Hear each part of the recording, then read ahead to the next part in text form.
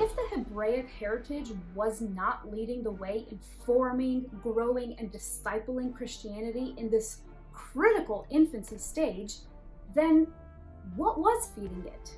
What was filling in the gaps and the holes? Where were answers coming from? What other sources? What other religious worldviews? What other heritage? What were non-Jewish believers being taught about the God of Israel? For scripture is clear, there is no one like Adonai. Ein kamocha Adonai. There is no one like you among the gods. He is to be feared above all gods. For all the gods of the peoples are worthless idols, but the Lord made the heavens. You see, Christianity needs information about God's acts in history, his relationship with the Jewish people.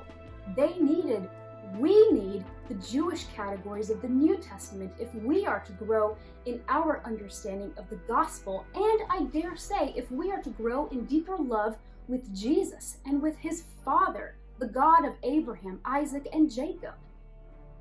Think about it this way.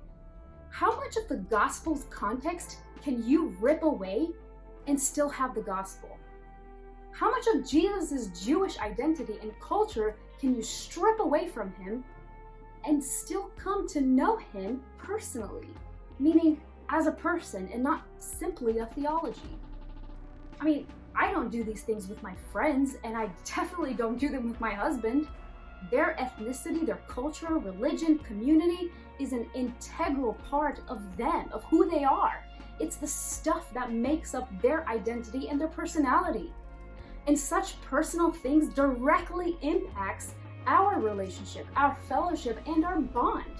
It's how I got to know them, and it's how I got to love them for who they truly are.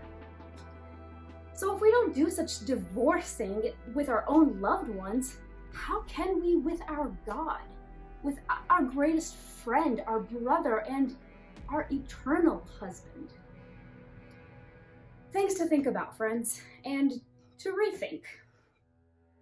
But you know, all this talk of divorcing and de-Judaizing Easter from Passover, technically it's all a false dichotomy, or better still, a false man-made divorce.